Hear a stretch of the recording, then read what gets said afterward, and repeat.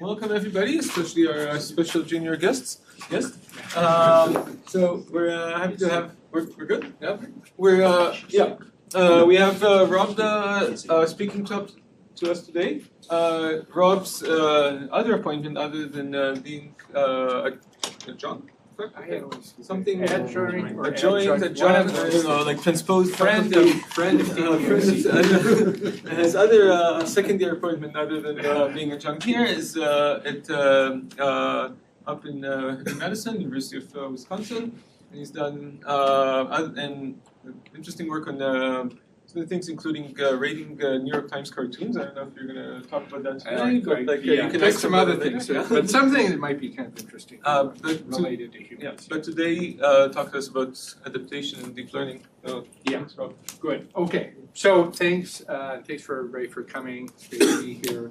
I'm going to try to talk about three little things that are with three different students. Obviously, I'm not going to go into all the details of what these students are doing, but I wanted feedback on three different things, and so we'll see if I can do it. I have like 8 slides on each thing. So these are the three things. One is sort of related to things that Nadi and others have been working on a lot, and I'll kind of go over that. That's function space view deep network. Then I'm going to talk a little bit about some work and what we've kind of learned. For some years I worked in the theory of active learning in kind of classical machine learning settings, and some of that insight that we got there gives us some ideas about how to pursue active learning in the age of foundation models. And then I'll talk about some interesting questions I have in context learning and generalization that were motivated by some work with cognitive scientists. Okay, so let's just kind of get into this one first. So this picture, I'm just going to kind of point out here, what I'm showing is sort of like an empirical risk minimization over a shallow neural network with input weights W and biases B, output weights V. And if you regularize the sum of squared weights, which is basically the weight decay objective, then there's kind of a nice observation that came from Nadi's group that says, oh, okay, well, because the ReLU, if we're using rectified linear unit, is homogeneous, we can transfer scale of weights from input to output. And if you do that, you can reformulate this constrained empirical risk problem to this one here. And you kind of get this sort of like L1 regularization of the output weights, forcing the input weights to have unit norms. Okay, so this is a really cool observation, and this is why I think it was super cool, is because now you could sort of say, well, what would be if I just sort of imagine I have a continuum of neurons, then I can look at what you might call a continuum or infinite width neural network, where you're taking all of your ReLU neurons that you have in, say, like a dictionary of neurons, and then you're weighting them by integrating against some finite measure. And then you can this generates a function space, a Banach space, and you can define the norm of functions in that space to be the infemal total variation of the measure that is generating a given function. And so this perspective opens up a lot of doors to understanding the types of functions that are represented by shallow neural networks. As I said, it gives you a kind of 2-layer neural function space, which is often called a variation space. That's why I'm using V to denote that. And you can think of this as basically all shallow neural networks and their limits. And this kind of connects like some more classical view dating back to Barron, which he introduced this notion of kind of like a variation space, and it connects it to weight decay and things that are a little bit more contemporary. Okay, so what Julie and I have just been thinking is still, and a lot of people have been trying to extend thinking along these lines to deeper neural networks. So you could consider the unit ball in this 2-layer neural network space. It's just all the functions have this variation norm less than or equal to 1. That's all functions that are shallow neural networks and their limits, as I said. And now what you could do is you could think of it a slightly different way. You could say, let's look at the dictionary of all affine linear functions, where they're defined over whatever our input domain is. And then another way to define this unit ball is that you're rectifying the functions in V1, and then you're taking the absolutely convex combination of all those rectified functions. So that looks like this, and the bar over top just means that we're going to look at the closure of this in the L2 sense. Okay, so that is another way to define this unit ball, but here I'm kind of doing it a little bit more abstractly. I'm just saying I have a bunch of functions coming from some dictionary, I rectify them and take this absolutely convex combination. So you can then, kind of just keep going. So this is the 2-layer unit ball. You can do the same thing with 3-layer unit ball. Now I'm just rectifying shallow neural network. So I take a shallow neural network, I rectify it, and then I take an absolutely convex combination of it. So that gives me the unit ball in sort of a 3-layer neural network space, and you just keep going. You recursively define these unit balls in this way. So deep network classes or unit balls are absolutely convex hulls of the rectified functions from the previous class. It's probably kind of not too hard to see that this ball would contain all depth L ReLU neural networks with sum of squared weights less than or equal to L. And then you can kind of, just from here, define a natural variation space. You define the norm of a function in the space to be the infimum over all C's, where F is in the unit ball of radius C, or the unit ball scaled by C rather. And then this gives you a norm on a Banach space, which is a subset of L2. So yeah, I guess maybe I don't see it so easily, but I don't see why this is when you go to depth 3, I don't see why this is the same as having sum scores of all the weights bounded. It's not the same, but it's actually slightly bigger than all the things you could get with sum of squared weights less than or equal to L. So this is a slightly larger, it contains them, but it's not equivalent to them. Why slightly? I mean, it's Well, I don't know about slightly. bigger. Okay. It could be much bigger. Okay. But I think this is sort of when I finish up, then we'll kind of talk about maybe why I like it this So way. why is even, actually I'm not even sure Yeah. why it contains it, because, I mean, this doesn't need to take into account weight sharing somehow, or between No. different, right? So why does it contain? Maybe we can talk about it afterwards. Okay. I can kind of show you the reasoning for that. Basically, it would, I believe, contain, this space contains all functions that have a finite ReLU representation cost in terms of finite sum of squared weights. They would be in this. Finite, finite. No, finite it will contain, that's fine. And then how they scale. No, that's fine, that's fine. Okay. But the norm doesn't correspond to the norm. No, the norm does not correspond. Okay, good, sorry, we're on the Yeah. same page then. Okay, good. And so one thing I just want to emphasize, and I mean this is sort of obvious, but the point is that these unit balls that I'm defining, B1, B2, B3, etc., they tell you everything about what functions are in these spaces. There's nothing more you need to know.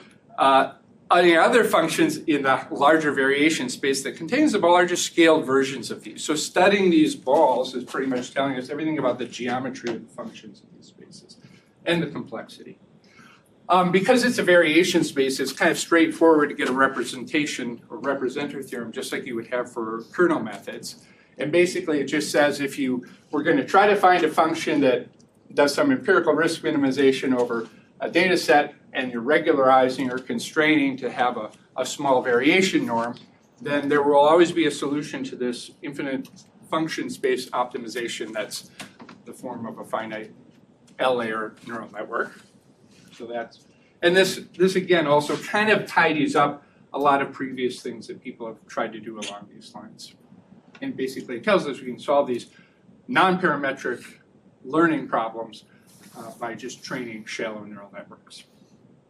Okay, so this is why, again, for Nadi, I think this is probably pretty obvious, but wasn't for me initially, and I think it kind of makes things very clear to me what's going on with deep learning, at least for multi-layer perceptron type models. So imagine the class of all these affine linear functions. This is this B1 set that I told you about. It's a tiny set of functions.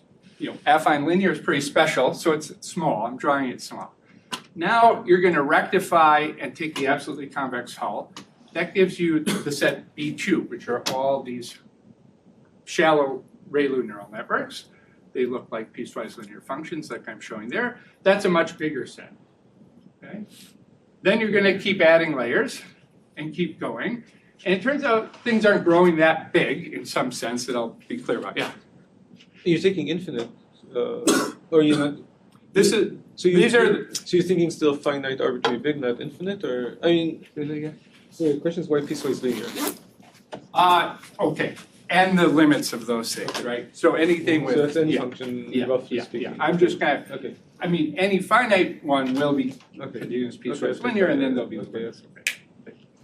So here's what's you can just do a little computation. What's the L2 metric entropy of the set of these affine linear functions, this dictionary? Well, it's something like d log 1 over epsilon.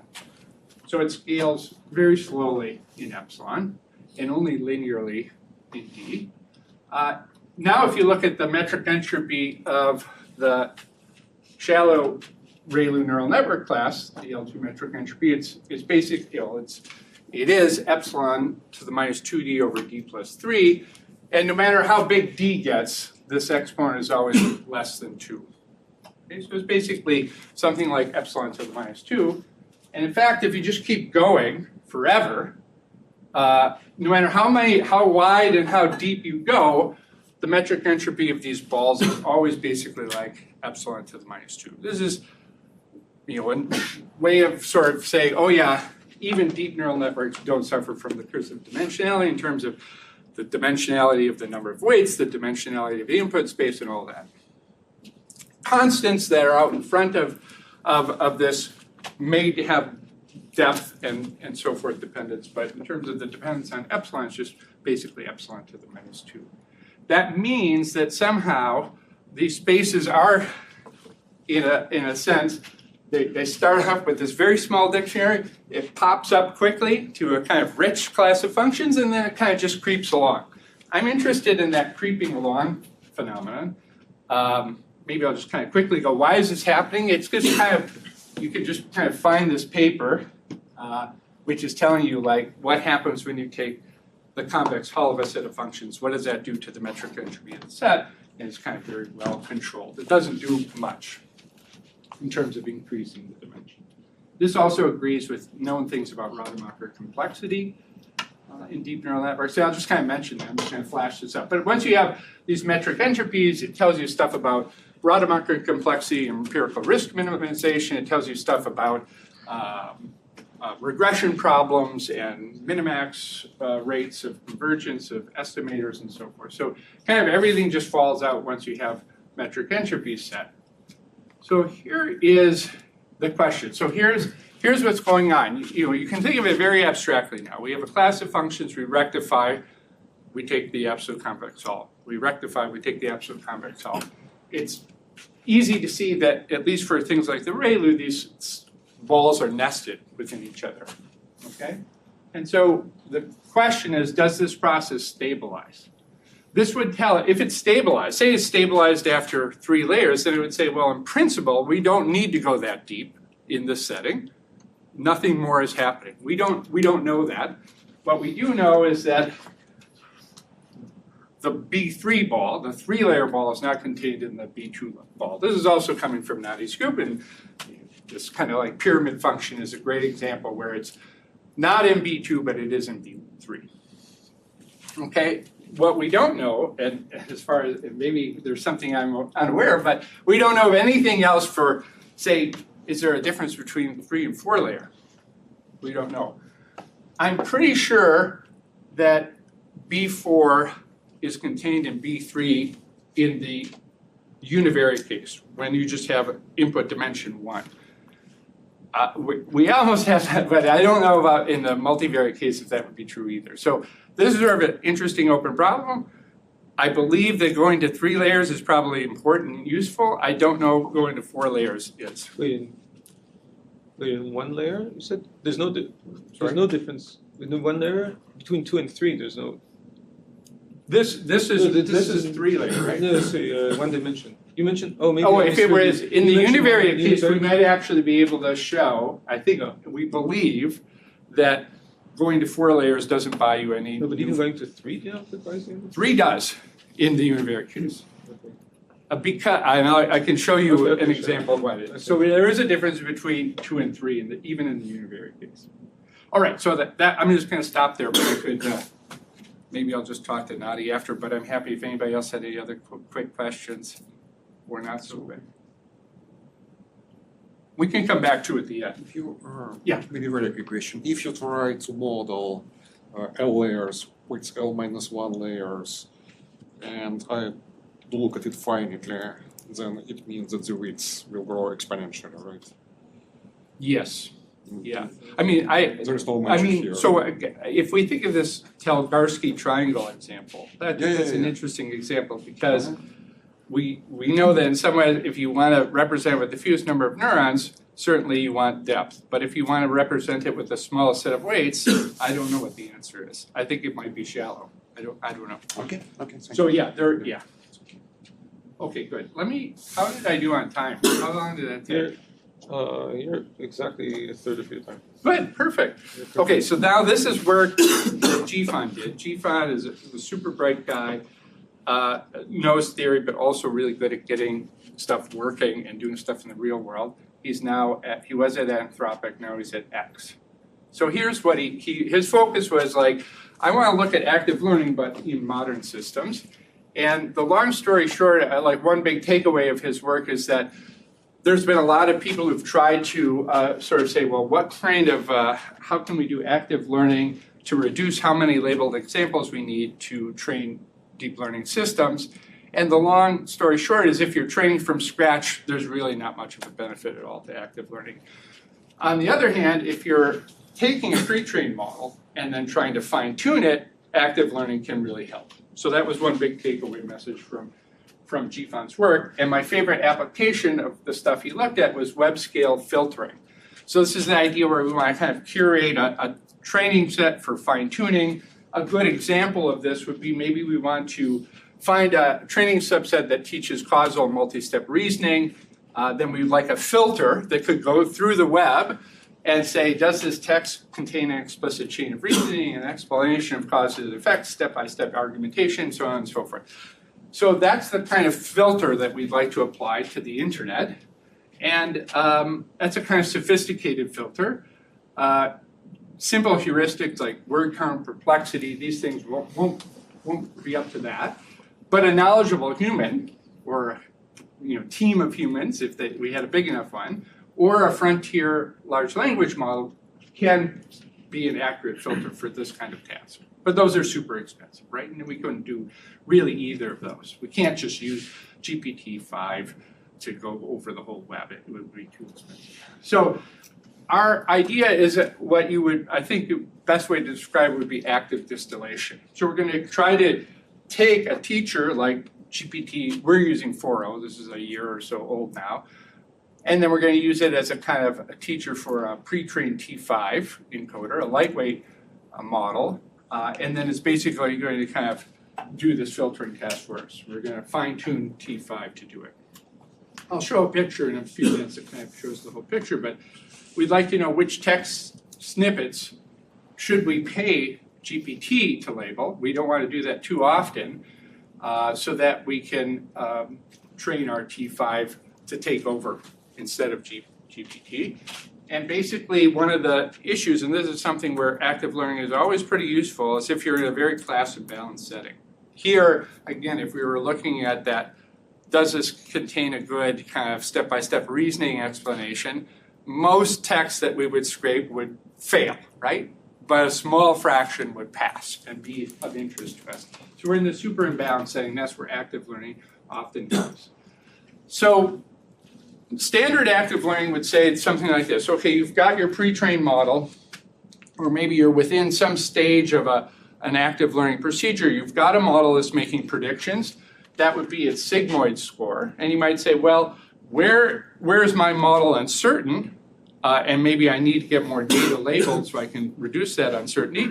We might look at where the model's sort of threshold is 0.5. So it's like saying, I don't know, it's 50-50 pass or fail. That's sort of standard sort of margin-based kind of active learning. The problem is when you're very imbalanced, the position of your model's kind of uncertainty prediction might be very off from where you really want it to be, just because there's the dominant thing is, that it doesn't pass, that it fails, right? So most of the data is in adventures and your model's kind of biased. So if you sample in this region, active learning is sort of trying to sample in the region of uncertainty or region of disagreement of some sort. If you do the sort of usual thing, you'll just end up sampling mostly uninteresting things. You want to kind of shift it over. So this was another theme in Jifan's PhD, basically saying, okay, well, we can handle this by viewing it as some sort of noisy or agnostic binary search type of problem to efficiently collect a few labels and figure out where this better threshold, the sample is, where there's really a mix of pass and fails that will be very useful for fine-tuning our model. I don't even know if I need to go into all this notation. I think you've got the idea, but you can set this up, this optimal threshold. You could say we want to find the threshold that would minimize the expected number of mistakes that we make. And that can be written as trying to find a threshold level that approximately minimizes an objective like this.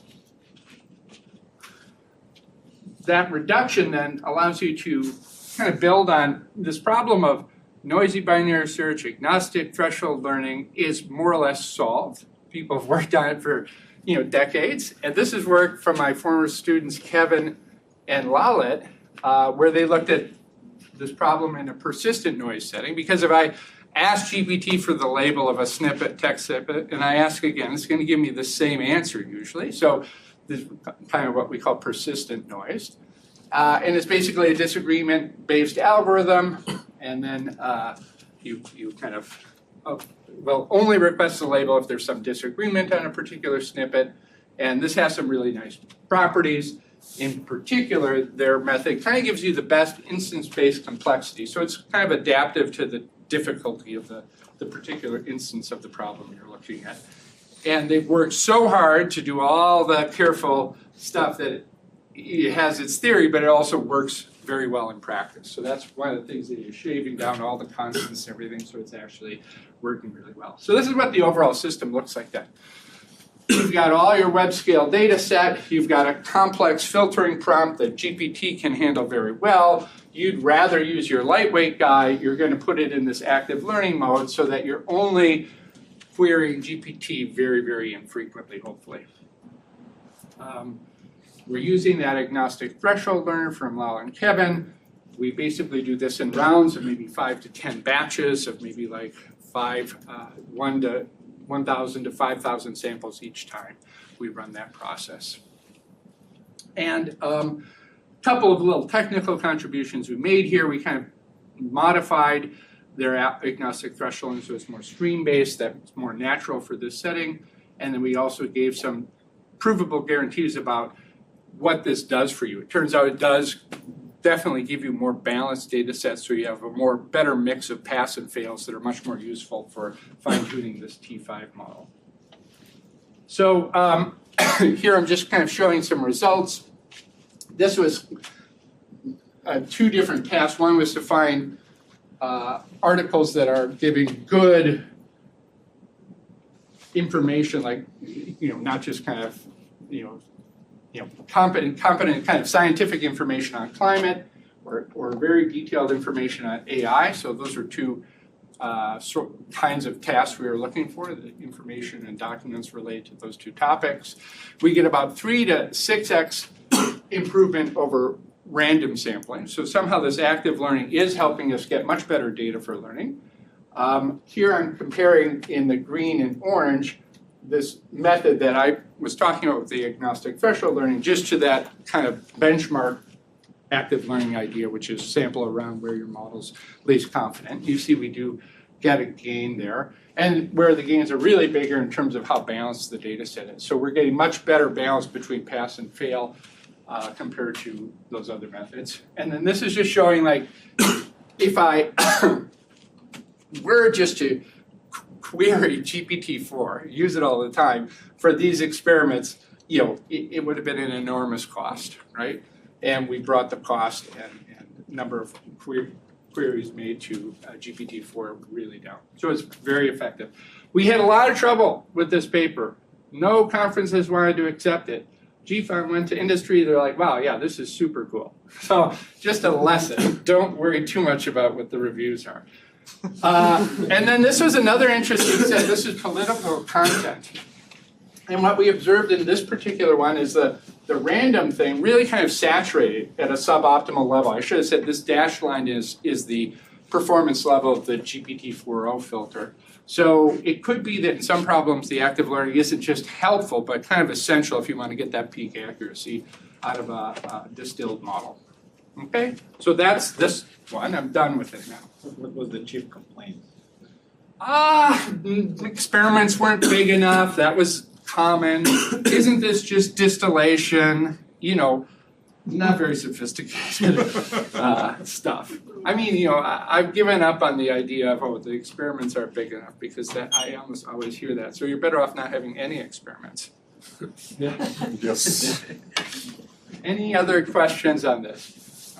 Yeah. How do you take care of diversity in the SQL workload? Could you say that again, please? How do you take care of diversity among the queries, right? Active learning has this okay. uncertainty and diversity. Yeah, so here we are really just looking at, we're focused on mainly this issue of balance. So if I, not so much, and that may or may not give you the diversity that you're asking about. If I just put like this picture up here, what we really want to find is a threshold on our sigmoid score, so that roughly there's an, you know, this would be the place where you'd make the fewest number of misclassifications of pass or fail at this point. And this will tend to have a better balance of passes and fails, so that's what we're just trying to get. You could sort of think of these are, you know, in this region, these would be tougher to discriminate passes and fails than some of the stuff further out. But there was no specific thing for diversity here. It was more just aiming to balance more. Get more, like, we don't want to just have all these fail examples. We got it. These are all fails. We want to have some positive examples to help our model learn what's good.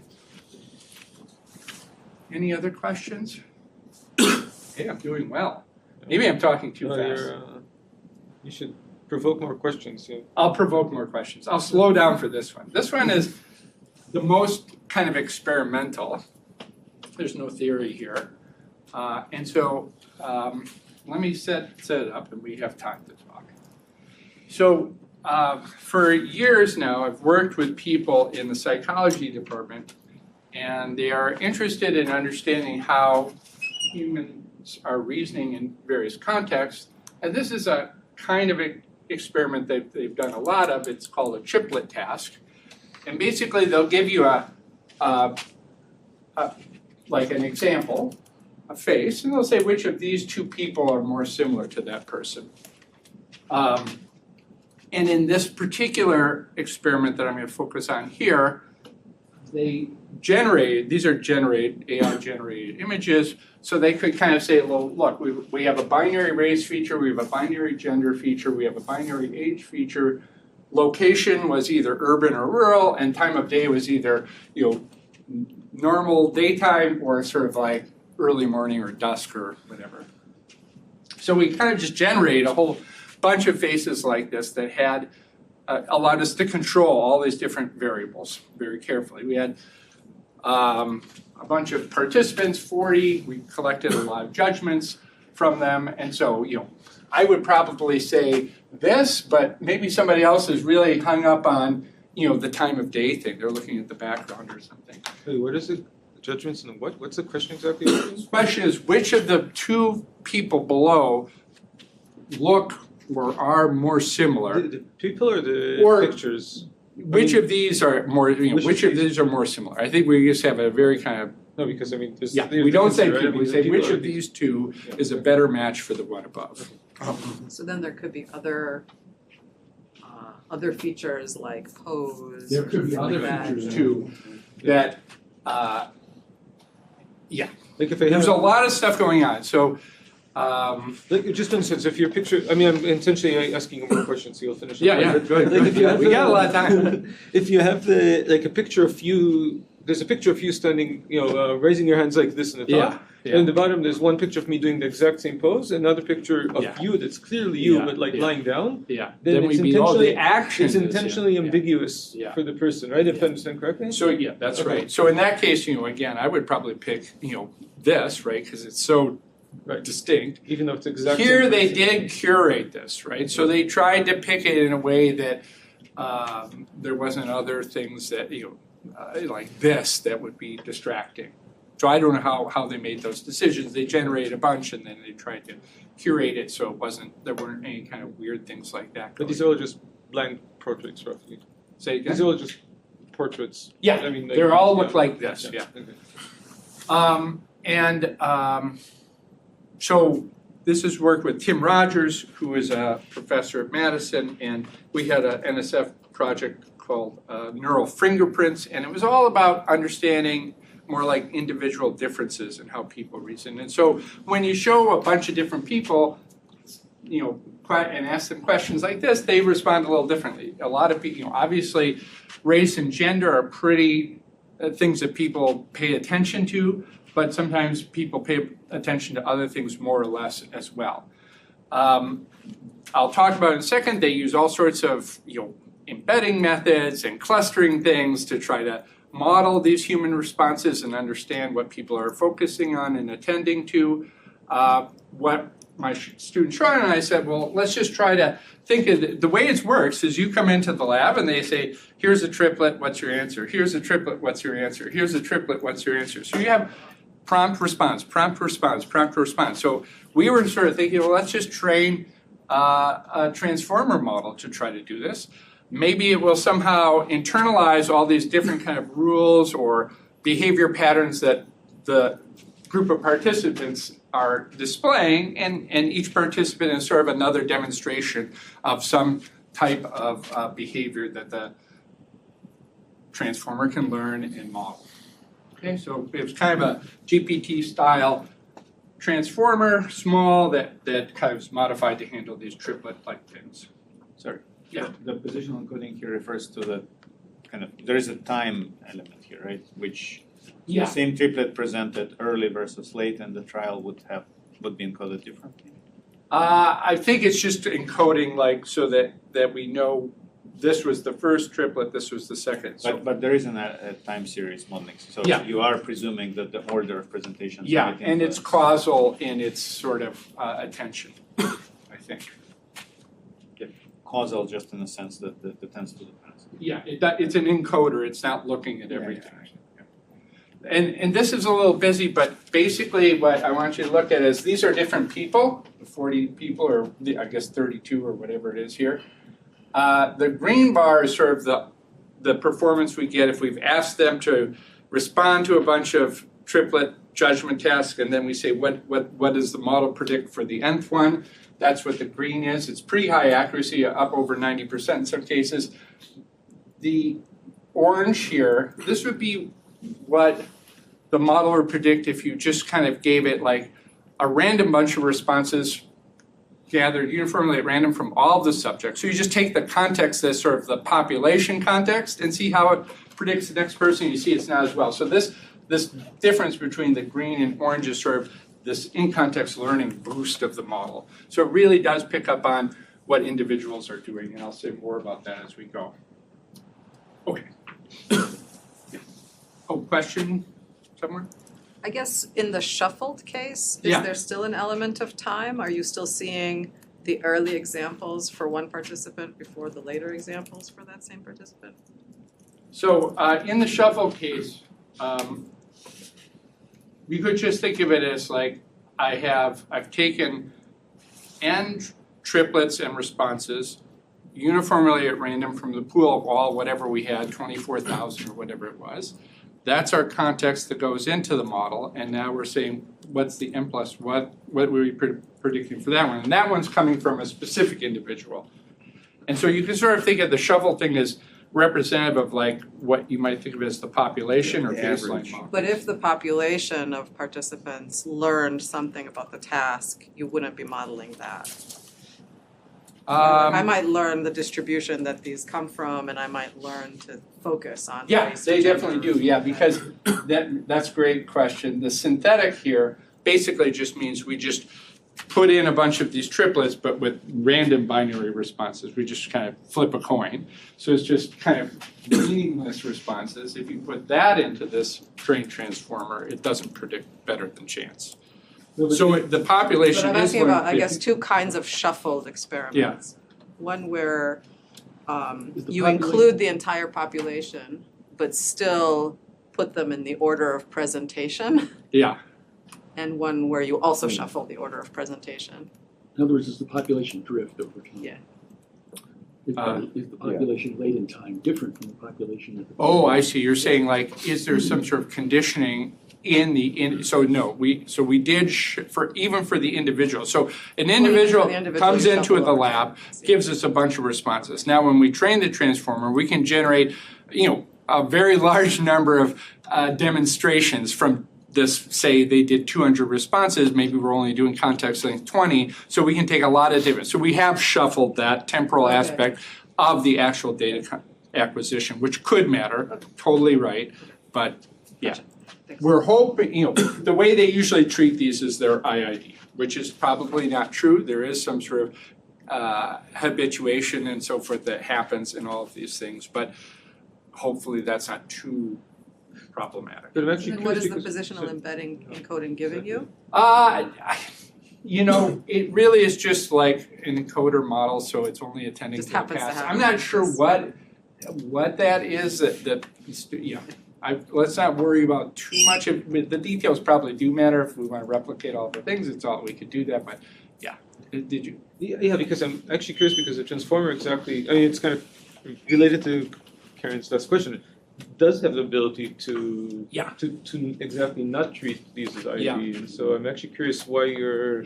So this is sort of why you're like running away from other kinds of experiments with small models where you really do just imagine you have IID prompt response like I'm kind of talking about it right here. So these are if you thought about like these regression kind of experiments or some other experiments on task vectors and stuff. These were sort of adopting this idea that there is a sequence of a demonstration, but they're kind of independent demonstrations of given a prompt, how do I respond? No, I understand, but it seems that in those cases you can kind of show that in this ID setting the transformer also is fine. But the transformer, because it exactly has the ability to go beyond IID to track the drifts and changes and trends, I'm actually curious why it seems like you're like I would just say that, again, the way our why, cognitive science collaborators traditionally look at these data is they just view the old school approach is take all the responses from all the people and fit a model of how people are reasoning, right? The new school approach would be, well, maybe we'll try to cluster group individuals, take all those from a group and just treat them as IID trials and fit a model. So I guess I'm just saying we're kind of mimicking that assumption that they've used before because we're going to make some comparisons and so forth. But you're right, maybe we're closing the door to even more opportunities here. Great point. These are, probably there are many more. I don't know, I'm not a true expert in this area, but I guess I've certainly heard of this sort of algorithmic viewpoint where the model is somehow learning and adapting on the fly to the context it's seeing. Or there's this idea that maybe during training it's seeing examples of different tasks and contexts, and then at test time it's basically saying, aha, I recognize this task as one I saw in training, and it kind of retrieves that model.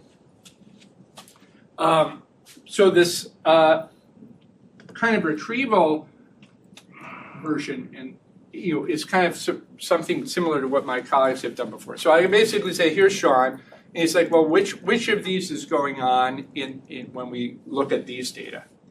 And one of the reasons that's interesting is because kind of this is a little bit more in line with what the psychologists sort of think about it or how they view it, but maybe it's a little bit more like that other thing. So let's just see. So evidence of tasks, this kind of task retrieval, they basically take all of the data from each subject. They can do kind of some sort of low-dimensional embedding of the responses. So they'll sort of embed the different faces in ways that sort of say, oh, this person is sort of saying these are more similar than these, given all their responses and so forth. And then they try to sort of say how similar are these different embeddings. That tells them how similar different subjects in the subject pool are judging these stimuli. And then they say, we think we found roughly 3 clusters which mean there's three basic behaviors that they think any given subject is conforming more or less to one of these. And it doesn't matter too much what these pictures mean, but one way to interpret them a little bit is how the different features are being loaded or attended to by these different groups. So here it's like a lot of race, and race is really important, gender second, and a little bit of age. Here, race and gender are about the same, and so on and so forth. So they sort of feel like these different kind of behaviors are attending to more or less to the different features in these stimuli. Okay, so that would suggest that maybe there are like some three base behaviors or tasks that could be learned by the transformer. But then we saw something like this from our trained transformer. So let me try to explain what this picture is showing. So here's the test subject, one of the people in our pool, and we're looking at their accuracy in terms of next token prediction or next response prediction. And what we've done is we've sort of said, well, let's do what I was saying before. We'll take context from, in this case, subject I, and then see how well it predicts the next response from subject J. So this is the response prediction subject. This is J. This is I. And you see, along the diagonal, that's where you're getting the brighter number. So it's basically saying what you'd expect, that a person's own individual context is better than other people's. These kind of, this block, and this block are sort of the three clusters that our collaborators found.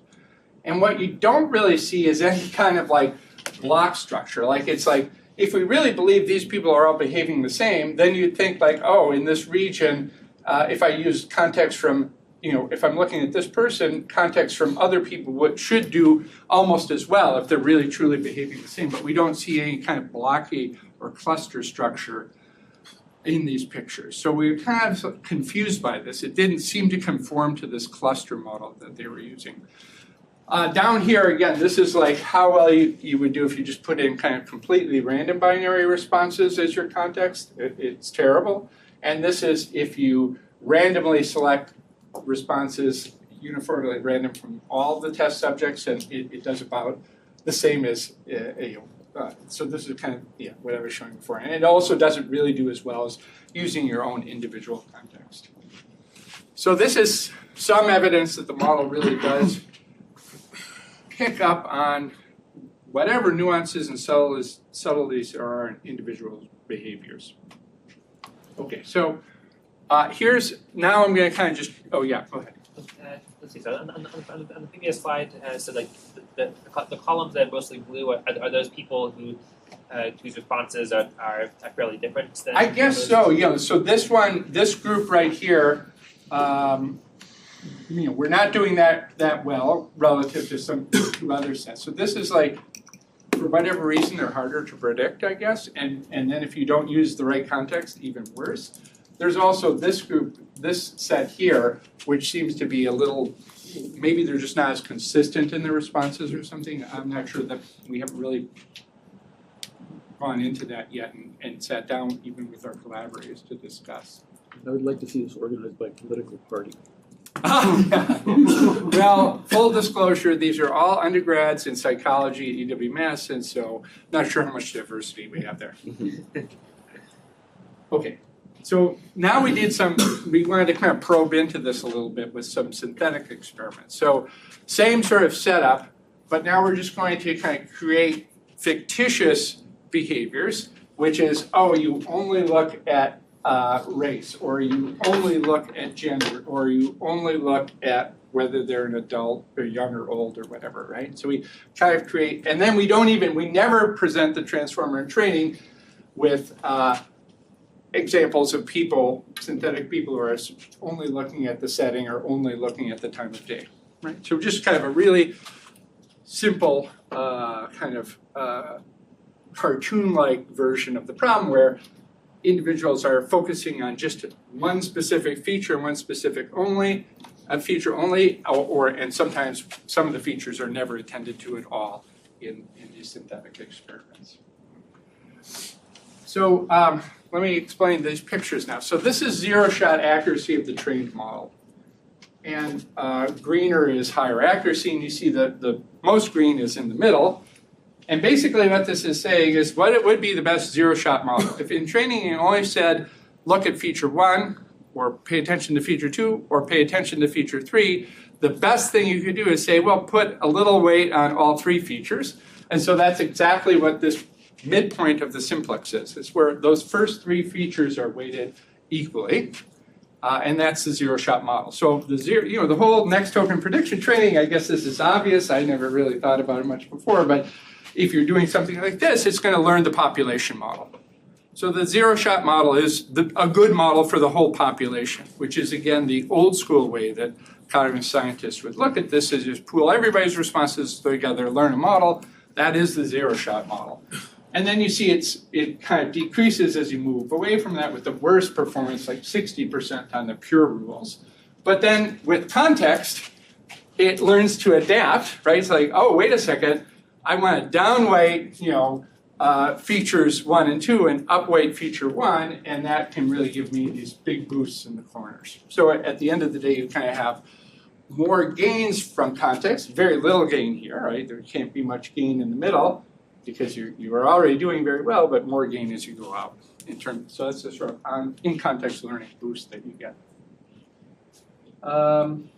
Yeah, so this is some support, I guess, for hypothesis 2, that there's some sort of learning on the fly. This doesn't really look like I've only trained on the vertices of this simplex. It doesn't look like it's just saying, well, which of the 3 vertices is best, given the context. It's doing something else, it's sort of weighting these different base rules.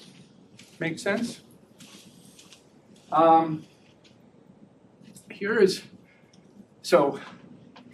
So you could call that some out-of-training distribution learning, but only within the simplex. So what do I mean by that? Like if I kind of took, how does it do for novel features? Features that were never seemed to have any value in the training, well, it doesn't do better than chance there. And if I kind of do mixed, known, and novel, it kind of can learn a little bit, but it's a little better than chance because it can use that one known feature, but yeah. 5 minutes, good, yeah. So again, you're seeing like sometimes you get a good in-context boost from in-context learning, but if it's like that center of the thing, you don't, and no effect for things it's never seen in training.